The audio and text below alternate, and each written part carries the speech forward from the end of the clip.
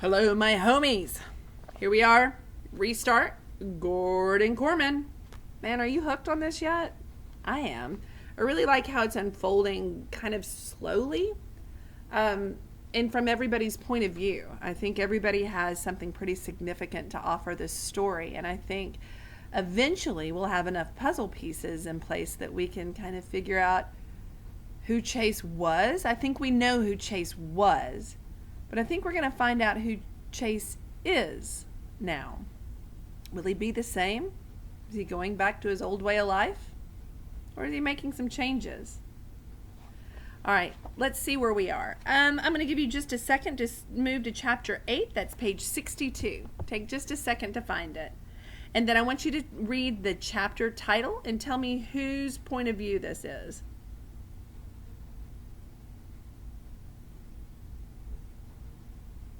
Did you say Chase Ambrose? Good.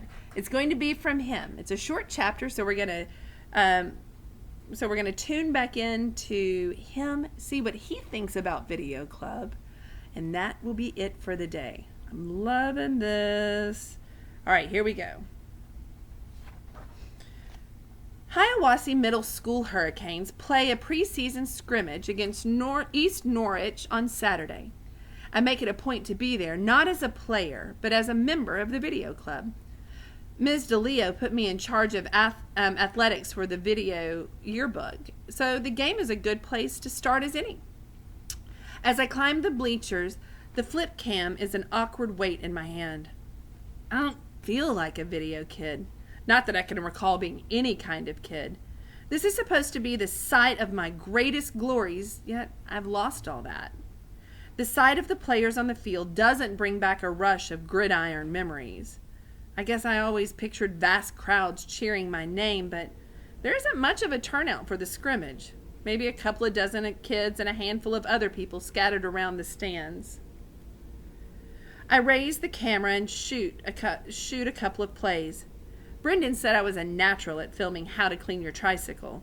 That was easy, though. That stunt at the car wash was the craziest, funniest, most bizarre thing I've ever seen. I honestly couldn't look away. And since I was watching through the camera viewfinder, I captured the insanity from start to finish. It would be wrong to say that I had the time of my life, since I can't speak for my life before the accident, but it was more than enough for Brendan to convince me that Video Club was the place for me. A foghorn voice drowns out the PA announcement broadcasting over the loudspeaker. "Champ! Hey, over here!" It's my dad, sitting in the fourth row with Helene. "I never miss a game," he exclaims, assuring me that he was here on the 50-yard line, week in and week out, all through the 28-year gap between his state championship and my own. "Helene's turning into a real fan, too." My half-sister has set up an impressive array of dollhouse furniture on the metal bleachers and is playing with a couple of Barbies. As far as I've seen, she hasn't looked in the direction of the field once. For such a big Hurricanes fan, Dad sure doesn't seem to have much fun watching them play. The longer we sit, the darker his mood gets, blackening and lowering until it hangs over him like a line of thunderheads. "Did you see that?" he complains. "The left guard is supposed to cut block on that play. Otherwise there's no hole for the running back." Or, "Our quarterback doesn't see the field. He had a man wide open in the end zone." Or, "Yeah, what kind of tackling is that? Did you used to tackle like that? I never tackled like that." Yeah, I don't remember anything about playing football, I tell him honestly, zooming in tight on the huddle. So I have no idea how I used to tackle. "Yeah, well, it was a lot better than that," he snorts. "You used to, what does it say? You used to wrap up your man and bring him down properly." By this time, the Hurricanes are on the wrong end of a 24-7 score. That's funny. I have forgotten everything about my own football career, but I know the game itself. When I shoot footage of the action on the field, I get where the players are going, or at least trying to. Either East Norwich is all universe or this year's Hiawassee Hurricanes are not the team of destiny. I have no idea how good I am, but it's hard to believe that one person could make up the difference between these stumble bums and last year's state champions. Yeah, we're all out of sync, I observe. The O-line is opening up some good holes, but the backs are never in the right place to run through them. Exactly!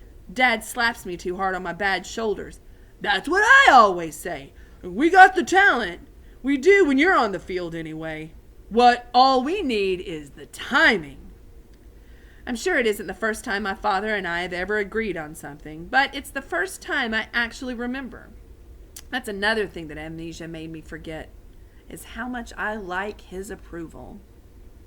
That means he really wants his dad to like him. Helene has dismantled her Barbie condo on the bleachers and is bored out of her mind. Daddy, can we leave? Not yet, honey. Dad doesn't even glance away from the field. It's still the third quarter. I point the flip cam at her. Why don't you set up the furniture again? We can make a movie about your dolls. She curls her lip at me. They're Barbies. Well, Barbie can be a movie star, I offer. As she places the plastic chairs and tables with great care, quarterback Joey Petronas throws an interception that East Norwich runs back for yet another touchdown. That does it for Dad. He goes off on a diatribe against the players, the coaches, even the guys who make the chalk lines on the field. I'm not immune either. He finishes it with, "What are you doing with that camera anyway? You should be in this game, not taking pictures of it." Oh, man, I know you don't remember how good you are, but I promise you, you're that good. I start to tell him I'm the only one here to cover the team for the video yearbook, but something makes me swallow these words before they hit the air. I understand on a gut level that that's not what Dad wants to hear. Instead, I find myself saying, I want to get back on the field, as soon as the doctor gives his okay.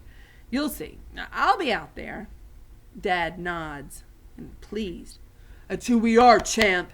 We're Ambrose men. We're the doers. Other people take pictures of us.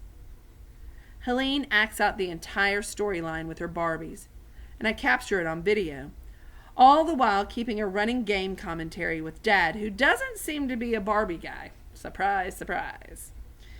When I play my footage back to Helene on the tiny screen, she squeals with delight. And there, sitting on the bleachers in front of a bad football game, it happens. I remember. Page 66. There's nothing wrong with my ability to remember. I remember everything that's happened since I woke up in the hospital. But before the accident, except for that weird image of that girl in blue, nothing. Until now. It's a flashback of Helene. She's probably what triggered it because of my memory. Because in my memory, she's squealing just like she is now. No, wait. It's not a happy sound. Her cheeks are red and her face is twisted and like she's about to bawl. In the memory, I'm holding a stuffed teddy, her favorite. I remember that too. Actually, I've got the bear in my left hand and its head in my right.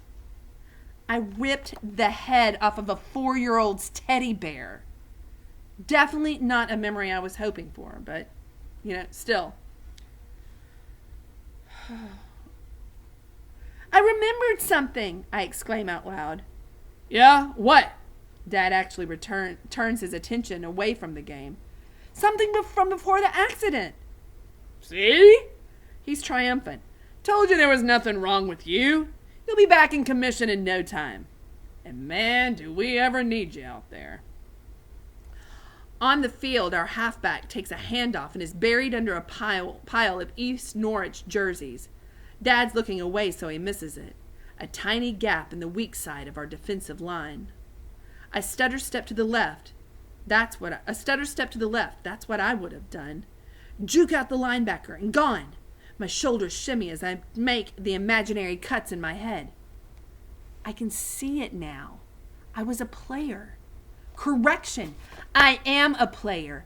And as I picture it, the image of that headless teddy bear starts to fade. After all, it's just a stuffed toy. Helene's perfectly happy now. No harm, no foul. I bet she's forgotten it's ever even happened.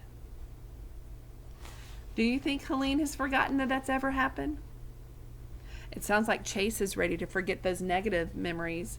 His memory is starting to come back to him. He's remembered ripping the head off of a teddy bear, but then that's overshadowed by his joy and his relief to remember the game of football. What happens next? All right, guys, we've got chapters 9 and 10 for tomorrow. I'm loving this. I hope you are too. Bye, guys.